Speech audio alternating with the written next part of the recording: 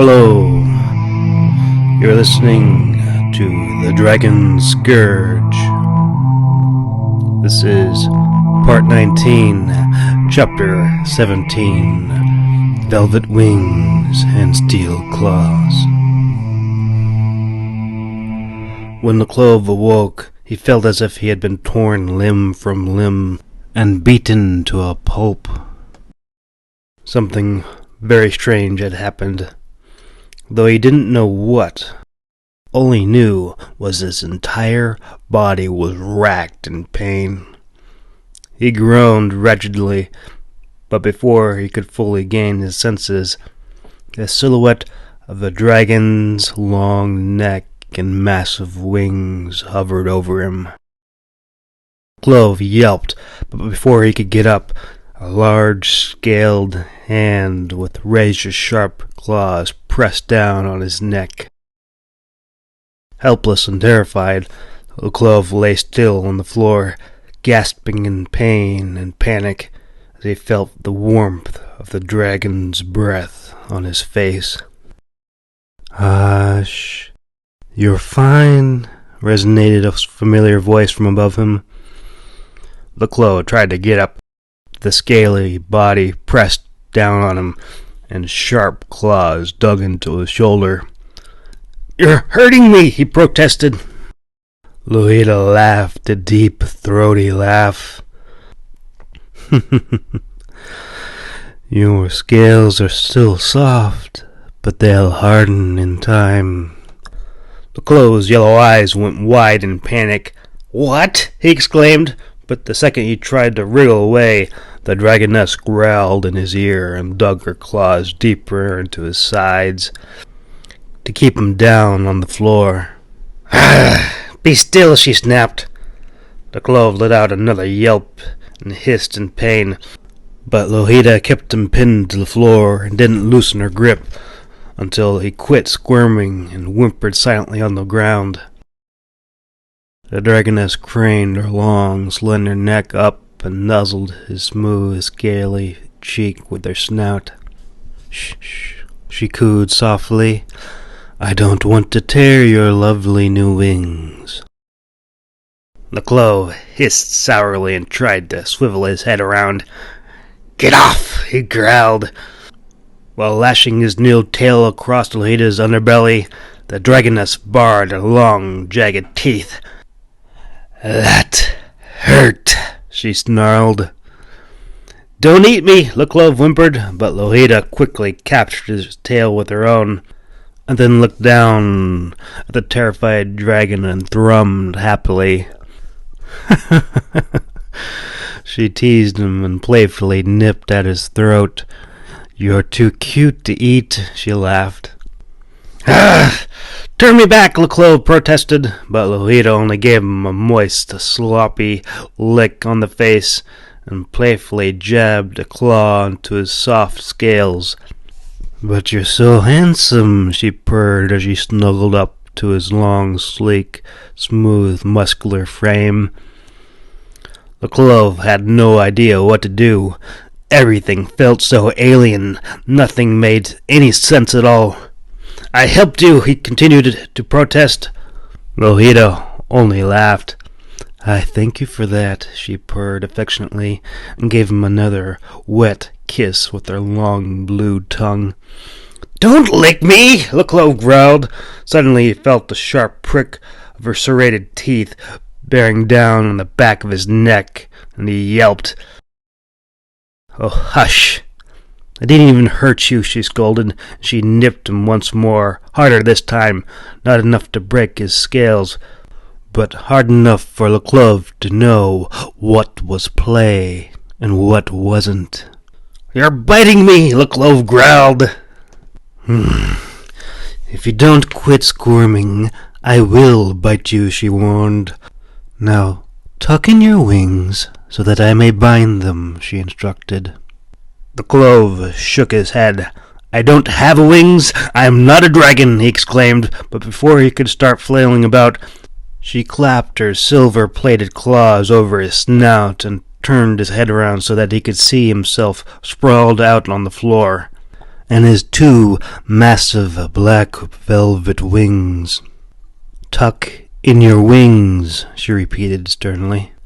LeClos' large yellow eyes blinked rapidly, and he shook his large scaly head in denial. "Those aren't mine! Get off me!" he growled. But even if he closed his eyes, he could not escape the low, melodious rumbling of his voice that resonated through his throat and chest and reverberated off the walls. Lolita rocked back on her haunches and pivoted her long neck around, brushing her jawline along the velvet, soft, massive black sails that were LeClos' wings. LeClos' body shivered as he felt her smooth, scaly cheek glide pleasantly over his soft wings that beat against the cool floor in excitement, much like a dog would kick its leg while its belly was being rubbed. "They are so soft and warm," she teased. You feel that?" she asked, thrumming happily as she watched his reaction. "No," LeClos squeaked, swiveling his head around to the other side, refusing to look at himself. Annoyed, Lolita's blue eyes narrowed into sharp slits as she reached down and flicked the tip of her sharp, silver-capped claws against the sensitive membranes of his wings. The male dragon reacted immediately out of pain, retracted his wings and tightly folded them to his sides. The sudden movement created a large gust of air that knocked over vases and candlesticks that had been resting on the shelves. "That hurt!" he howled painfully. Lolita clicked her tongue on the roof of her mouth and showed off her large, serrated white teeth. She smiled and leaned forward to nuzzle his cheek, but LeClos turned away and jammed his head under the couch, refusing to be consoled. Lolita snorted. "You're acting like a hatchling." She lifted her head and stretched her long neck to pull down the large purple curtain that hung from the high-vaulted ceiling. The dragoness then turned back toward the young dragon and dug her claws into his shoulder. LeClos began to squirm and scratch at the stone floor in panic. "Look at me when I talk to you," she growled, snapping her teeth so loudly that the sound of her powerful jaws slammed together rang in his ears. LeClos hissed, and his long neck reared up, flipping over the couch as he spun around angrily and flashed his teeth ready to bite. Anticipating his reaction, Lolita sank her teeth into the back of his head, effectively locking his jaws open, temporarily paralyzing him from the neck down, holding him still, much like holding a snake's head to keep it from biting her, until finally LeClos realized his mistake and whimpered sorrowfully.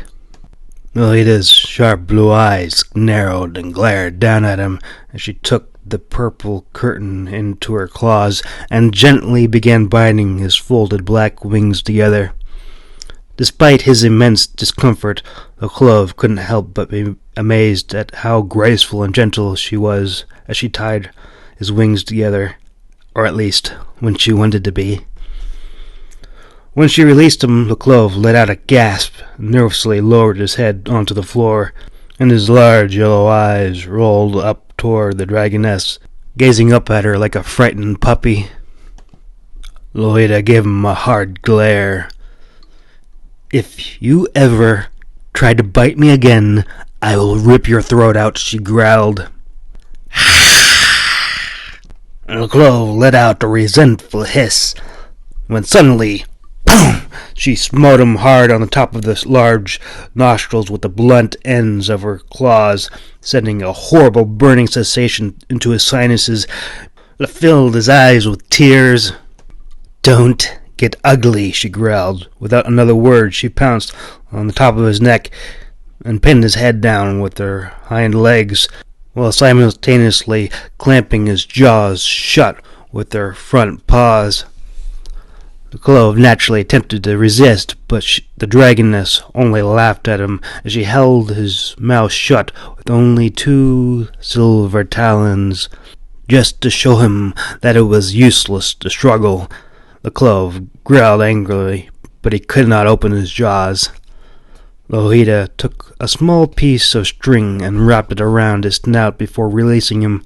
She needed very little material to keep his mouth shut. Much like alligators or crocodiles, dragons had very powerful jaws that could crush bone into powder. Yet it took very little effort to keep them shut, and so the small cord was more than adequate. The Clove sprang up on all fours and slid over the floor as he scurried about, crashing into the walls and plowing through the furniture. The dragoness settled back and watched the Clove in amusement as he struggled to adjust to his new form. But the second he attempted to reach up to remove the muzzle from around his snout, Lohita smacked his paw with her long whip-like tail and cuffed him hard on the nose with the dull edge of her closed talons, acting like a mother dragon chastising an unruly hatchling, inflicting only pain but no permanent harm.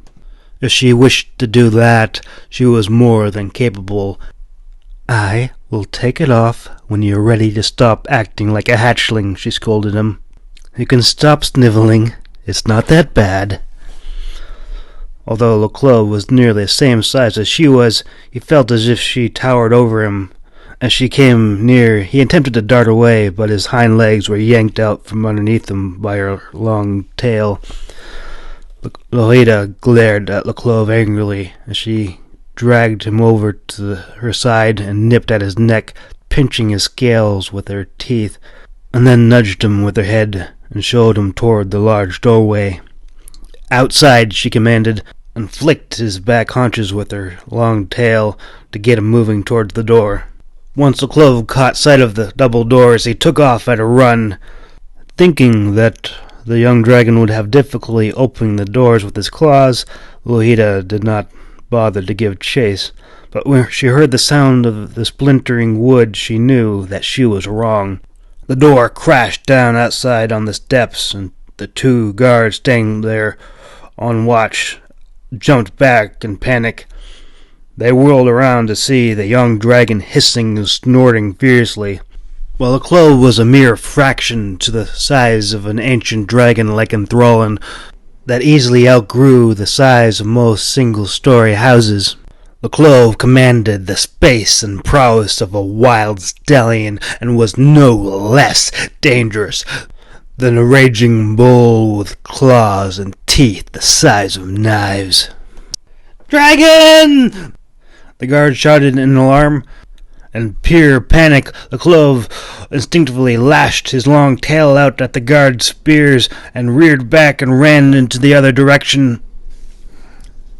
On contact, the wooden rods snapped like toothpicks in their hands and sent the frayed ends of the broken spears flying off in all directions. But when the young dragon heard the wood snap and the metal spearheads clatter onto the ground, he stopped and turned, curious as to what had happened. The guards paused for a moment to stare at the broken spears in their hands, and then looked up at the young dragon in terror. The Clove's large yellow eyes blazed excitedly as he went on the offensive. He lashed out violently, crushing the first man's head, and fractured the next guard's femur in one swift stroke. Hungry for blood, he cracked his tail menacingly on the earth and lumbered toward the screaming guard, raising his front talons to finish him off, when Lohita came up from behind him and buried her claws into his hind leg. The Clove's nostrils flared in pain, and he whirled his head around, hissing angrily. He lunged forward to bite her, but his jaws were still tied, and he wound up headbutting her in the throat. The dragoness responded back and struck the top of his nose with a hard, blunt topside of her claws, sending him staggering off balance into the opposite direction. He didn't get far before Lolita pounced on top of him and pinned his head to the ground so that he was unable to wriggle away. "Stay down," she growled as she stood over the clove, protectively blotting out the sun with her massive wings. But the damage had been done, and the soldiers came from all around, surrounding them and pointing their spears and crossbows at them. Lolita cursed under her breath as the soldiers made way for the necromancer.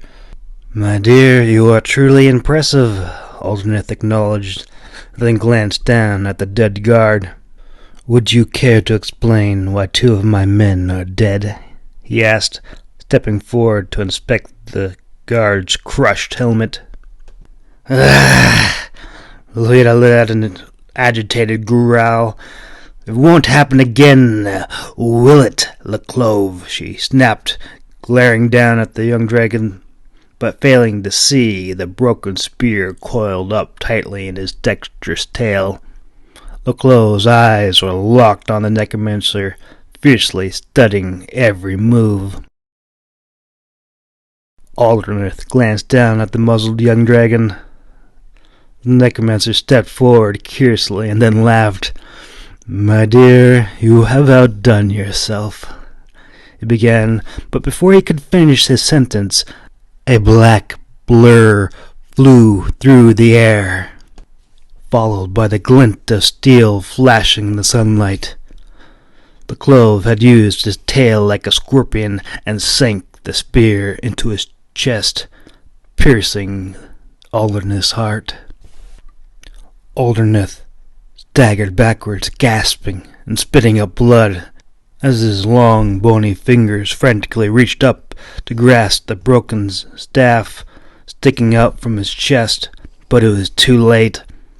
The soldiers stared in dismay, too shocked to respond. Lohida's body stiffened. Her jaw went slack as she stared down at the young dragon. Her closed yellow eyes glowed malevolently as Alderneth slumped to his knees. The necromancer stared up at Leclove as blood spilled out of his mouth. "This is not the end," he snarled, and then abruptly flopped down face first onto the ground. After he fell, Lolita released Leclove and ran forward to seize Alderneth's staff. Holding it up for all to see, fear and panic spread throughout the ranks of the soldiers. Some fell flat on their face, pleading for their lives, while others dropped their weapons and fled the mountain fortress. "We need to leave," Lolita growled, but when she turned around, Leclove's eyes were still locked on the necromancer. The clove flexed his claws as he lumbered forward to tear the necromancer's body limb from limb, but Lolita jumped into his path and reared up, spreading her wings and flashing her teeth to intimidate him. "Back down, fledgling," she hissed, but the young dragon met her icy blue gaze with blazing yellow slits, refusing to step away from his kill. Lolita reared up and raised her razor-sharp claws threateningly. Leclove, however, responded in kind, except he followed through, raking his open claws across her face, sending Lolita staggering to the side. Ignoring the hot blood that trickled down from the deep gashes on her face, Lolita carefully circled the young dragon. She could tell by the glint in his eyes and the way he mirrored her steps that he wasn't going to back down.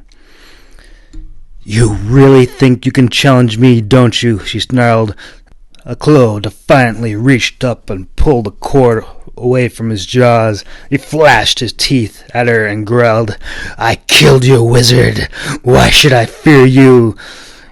He flicked his tail up in the air and raised the bloodied spear point over his head, poised to strike again. Enraged, Lolita lashed her own tail at him. "Very cute," she hissed. "I don't have time to play your games." "I'm not kidding. Change me back now." Louita's eyes narrowed. In a flash, she knocked the spear tip from his grasp before he could react. "Fool, you have no idea what you have just done," she seethed. The Clove only laughed darkly. It was a deep, rumbling, bloodthirsty laugh that only a dragon could make. "I know exactly what I'm doing." A crafty grin flitted across Lohita's shimmering blue jaws, and she ran her blue tongue along the rim of her lips. "Be careful what you wish for," she replied with a wink. The Clove frowned when he saw the dragoness motion to the glowing white stone around her neck. His eyes narrowed into suspicious slits. Suddenly he was engulfed in light, and he let a shriek of pain as he felt his bones and skin shrink and twist about in agony. Just as it seemed like the torment would never end, the magic left him. The Clove lay still, frantically gasping for air. His eyes shifted back and forth until he glanced up at the dragoness, who looked down at him with a wicked grin. The Clove jumped to his feet and began looking for a weapon of some kind, but when he turned around, he saw a giant leather glove lying across his path.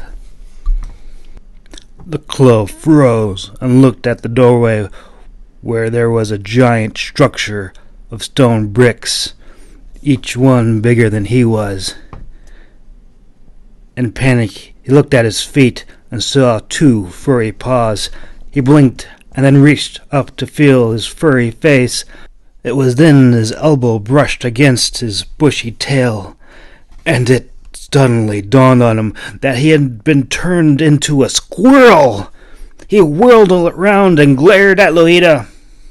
"What the? Change me back now!" he squeaked. The dragoness's eyes danced with laughter as she looked down at the little red tree squirrel. "It's not funny! Change me back!" "Or you'll do what?" she asked. The Clove's beady black eyes went wide and he hopped about, chattering as he started hurling small twigs and pebbles at her. With a roll of her eyes and a blast of her nostrils, she sent the irate squirrel somersaulting over backwards. "Are you finished?" she asked. "I want to close your eyes!" The Clove roared, but it only came out as a high-pitched squeak.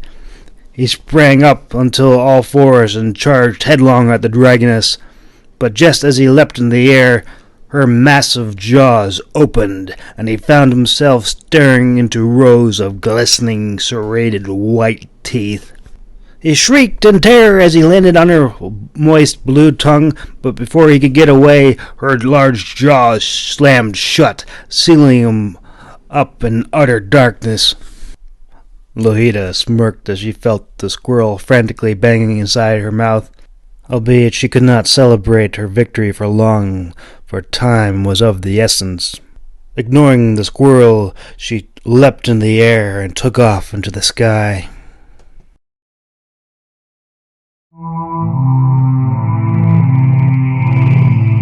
You're listening to the Dragon Scourge.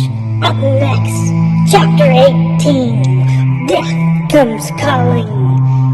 Alright guys, that was funny. That was just for fun though, right? We're not gonna keep this. Come on guys, take my voice back. We're deleting this. This isn't happening. I know you're not getting paid, but I am still in charge. No, come on, don't be like that. Come on, please. Oh man.